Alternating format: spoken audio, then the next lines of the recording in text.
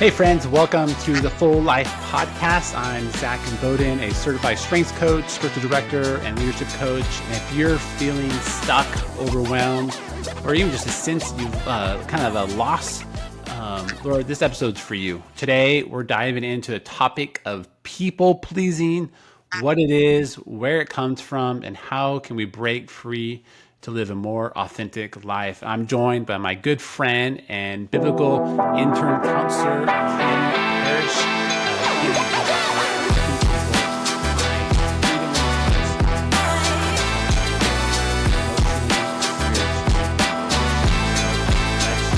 Let's jump in. So people pleasing. Probably a conversation that we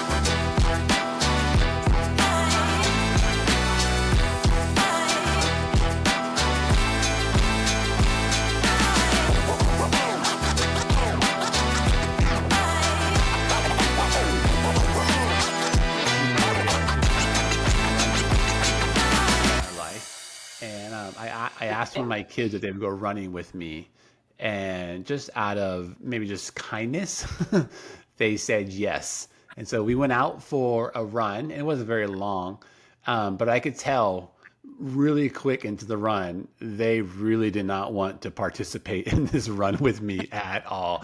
And they were like, can we walk? Can we stop? Are we almost done?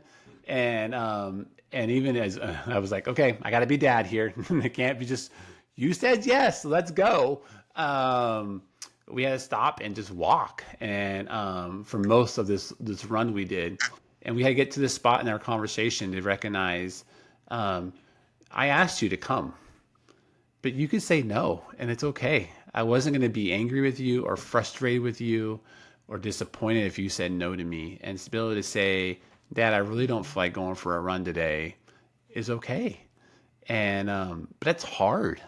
That's hard as a teenager. It's hard for me as an adult, even still today, to recognize not to just to say yes or to say no, just based upon my fear of what somebody else is going to say about me or think about me or respond to me in a really kind of meaningful way. And so this people pleasing conversation, I need help in this, and I got to help my kids. I got to help the people that I lead and be aware of, because it just comes up so easy in ways that I'm not always even aware of as there. And so I'm helping. So I was thinking about this conversation. I thought about that story of my kid just trying to.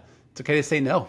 You don't have to go for a run with Dad there as well. Right. And that's so the way you handle that is a great example. Like, just of saying, because you're right, it is that saying yes that can get us in trouble. But what's your motivation for saying yes, right? And so if your daughter or son had said yes because they were afraid that Dad won't like me if I don't go, or I don't want Dad to feel bad, that's trying to manage your emotion. But there is a piece of, hey, I love Dad. I'm going to go on this run and get in and be like, what was I thinking? I don't like running, right? Yeah. So a yes is not always unhealthy, but what is our motivation there? And so I love that you did give your kids the opportunity to say, it is okay to say no. I'm not going to not like you, or I'm not going to be devastated. It's okay that you can own that, but it is okay that they said yes and wanted and realized they weren't up for it too, right?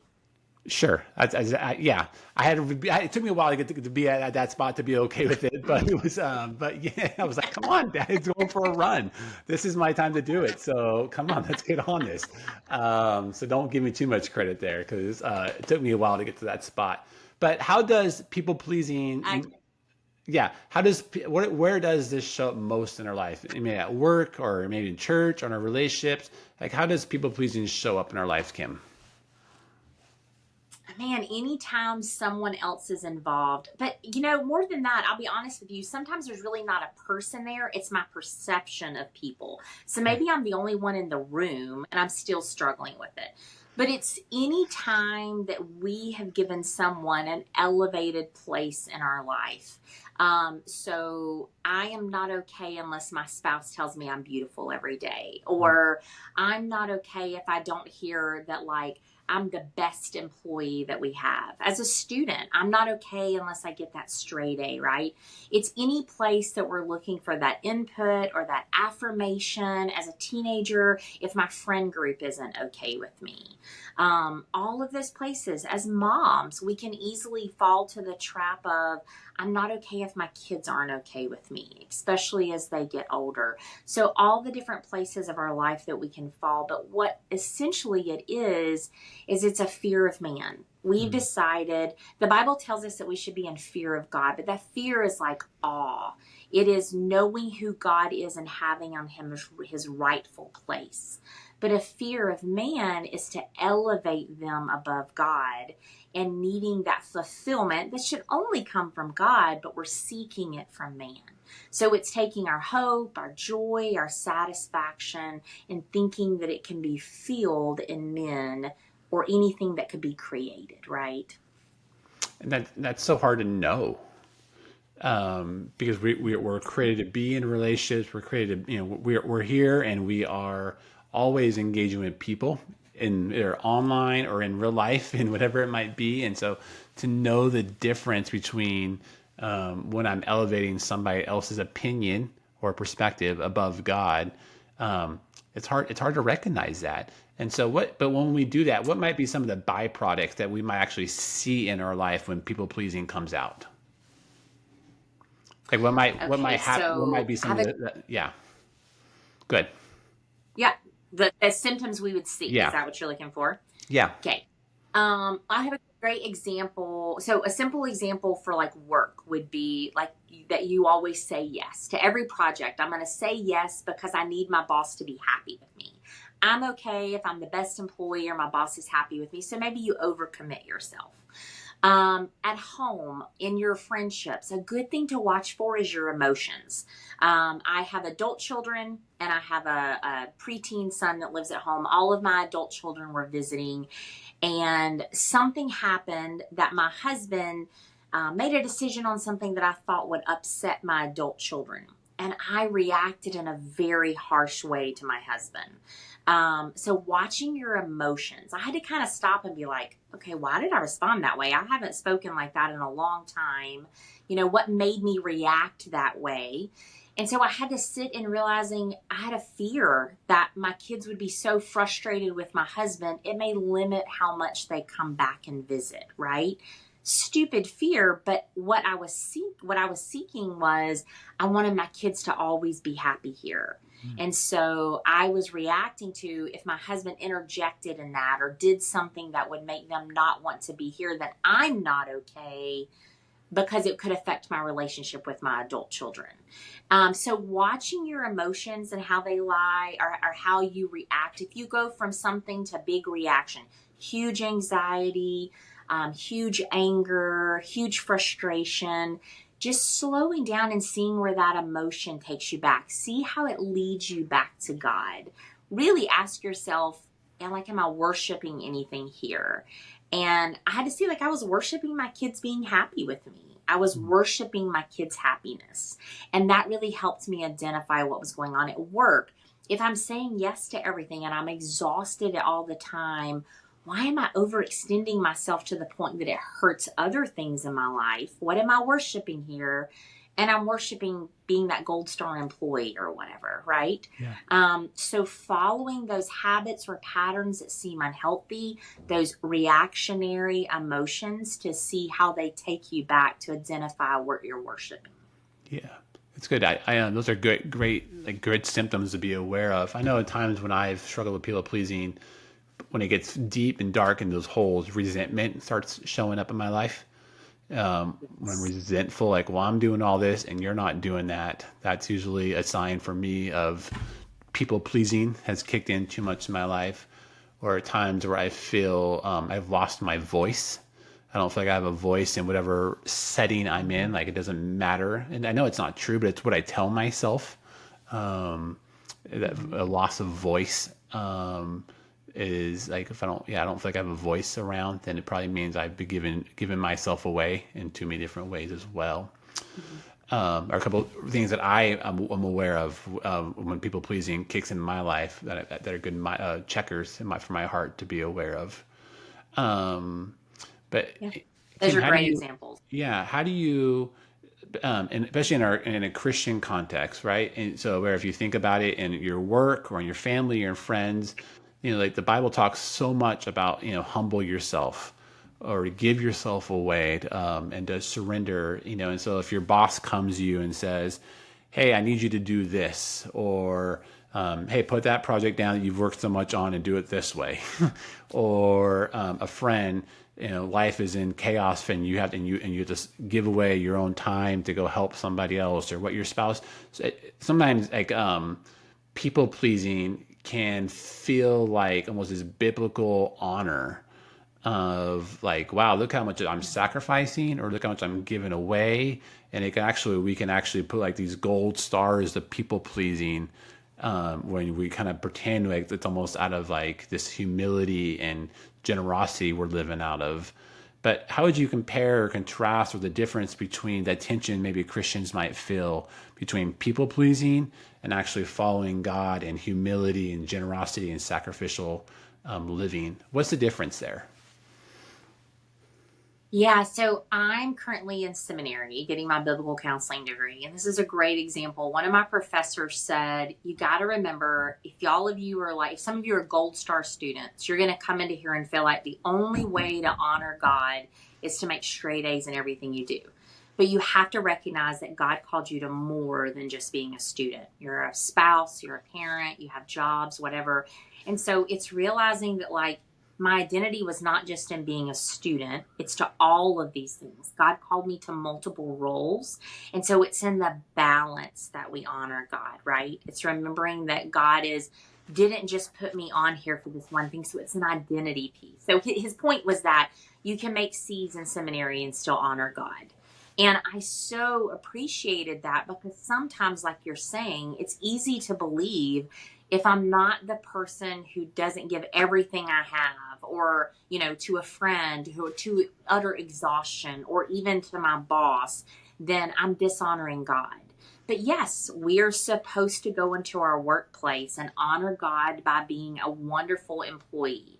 But it is finding that balance, and that balance is easy to find when we recognize that is a role that is put there before us to walk in, not my identity. Because when you put your identity there, that's where your people pleasing worth comes in, right? And so that's a place to say, I'm here to work, I'm here to give my best effort, but it doesn't mean that I'm a failure if I don't do well here. I want to seek to honor God in the way that He placed me here, but asking God to lead that. And how you can kind of find in check is, like, what are my emotions around this? How is the rest of my life playing out? They help you see, like, am I walking in something unhealthy here? Does that help answer? Yeah, it's a helpful way to think. So whatever you're doing, whatever role you're in, yeah, is this affecting my roles, or is this affecting my identity? Right. Those are unique, different questions that come up. And so the way I would, if I say it back to you in a different way to help recorrect this for me, or affirm if I said this, Yeah. like, if like, I think back to some times in my life where I lead people, teams, volunteer staff, and I come to a staff member and I say, hey, I need you to do this. What I want a staff member to say in some sense is like, sure, let's go do it. And I'll do it exactly the way you want it. That's the easiest. Right. And they really could genuinely mean that and be like, sure, this is how we'll do it. And this is what we'll do. But on the inside, like that might be their behavior, or they might come back and push back, or whatever it is, or however they respond. The behavior doesn't always dictate what's happening on the inside. right? Right. What's the Right. motive? What's happening there? And so, are you aware of how when opportunities come, are you aware of how it's affecting your identity? Maybe is what I hear you saying, not just the role. And Mm-hmm. so, are you aware not just of what the Mm-hmm. behavior is? That's important. But are you aware of how it's affecting you on the inside and how it's affecting your identity? Would that be a easy way to say it or a way to say it? Yeah, that's yeah, that's a great way to put it. So, and you can tell that by your emotions. Okay. Of if it is a um great, I'm excited, I want to do this, I'm willing to walk in this with you. Of if you're thinking, man, this is the way that I can finally get the boss's approval here. Yeah. That's a small red flag there to be like, Okay. okay, I'm working for the boss's approval here. I'm not working just to honor God. Now, don't get me wrong, I'm success driven. That's gonna cross my mind, Sure. okay? And so that's where I have to step back and go, okay, God, let me walk in this in a way that, yes, it's okay to want my boss to be happy with me, Yes. but does my joy and hope and satisfaction in life rely on that? Yeah. Okay. I'm a person, I have some tangible needs in relationships. That's Yeah. okay. But am I going to be devastated if he doesn't see how great I am because of Hmm. this? Am I going to be, where's those peaks and those emotions? Yeah. You know, is there a hysterical, to use an over exaggerated word, reaction, positive or negative? Then those would be good indications that, like, there's something unhealthy going on Yeah. here. That's good. And so, what's the first step in just recognizing those things? Like, being aware of your emotions, but sometimes, like, I might be a week, 2 weeks, 3 weeks, like, oh, that's why I was feeling that. Like, what's the first step of just even identifying, kind of moving to get freedom from people pleasing here? Yeah. So, first of all, like recognition that it is the Spirit's work in us. So, when you do feel that tug, like you said, maybe 2 or 3 weeks later, not a shameful thing. It's the Spirit making you aware. It's a process of your sanctification, right? It's the Spirit calling you into. It's God offering an invitation to put down the fear of man and to pick up fear of God, right? To find that correct balance in our life. For me, I think it's really important. Sometimes if I just like, let's say this, the Holy Spirit helps me see it. I get that awareness. And then I'm like, oh man, I feel so awful for what I've done and where I am. If you just sit there and stew in that, you're not going anywhere. Hmm. So I think just like any other sin, because in essence it is a sin, I have placed something above God. And so it's just saying, go back to the situation with my kids. I had to stop and say, God, I am so sorry that I have elevated my kids' happiness to this Hmm. level. Please help me not be um, controlled by that, Yeah. but to seek to raise my children and love them as young adults in a way that would honor you, not just to honor them, right? Because if I'm seeking to only make my adult kids happy, that's really going to sway how I parent, right? Yeah. And then oftentimes that's not going to be a way that's honoring to God. So, No. God, forgive me for like putting them on that throne, to put you there and seek to love them well in a way that honors you, to live unto you there. Yeah. So that repentance is the first step.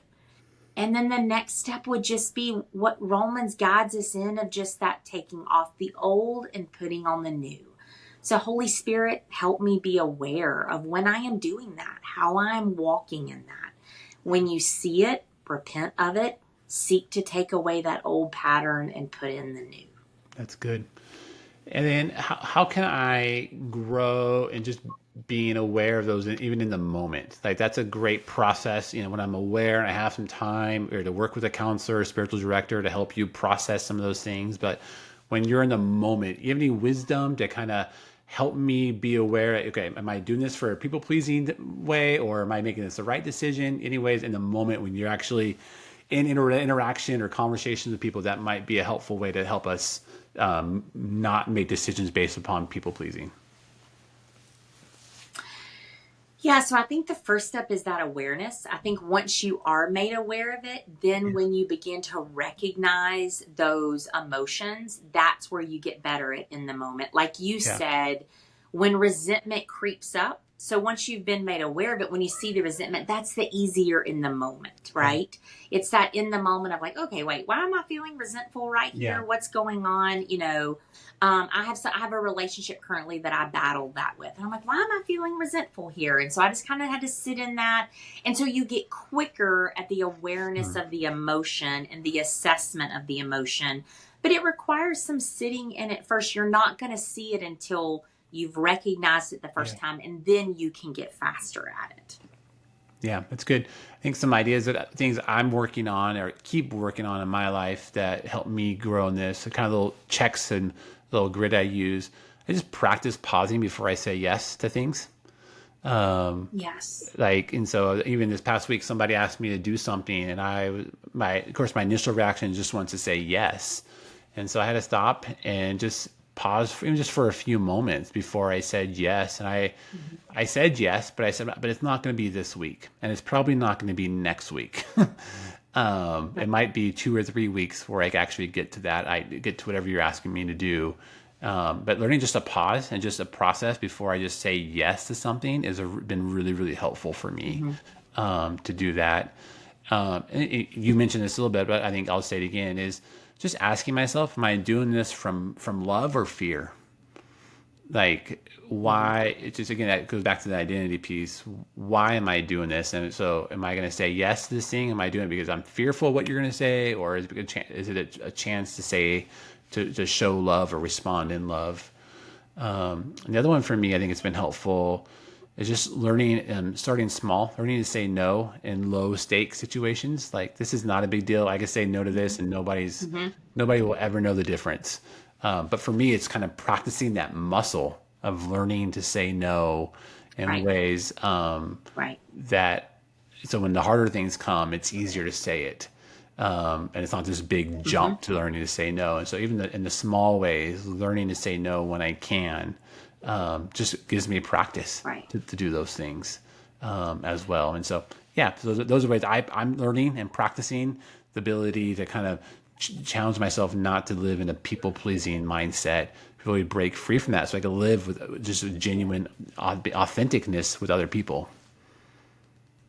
Right. Well, and as you recognize, I love for you, you're recognizing that so much of your people pleasing is around your tendency to say yes or overcommit, right? Yeah. So whatever you discover your people pleasing is around, I've already divulged it. A lot of mine is around my adult children, right? Yeah. Just a desire to love them well. So before they come visit, we had a big situation here recently. I had all of my kids together. It was glorious. Yeah. But because I know my tendencies, I really prayed the week before they got here. And I was just like, God, just let me love my kids well. Let me not put them on a pedestal.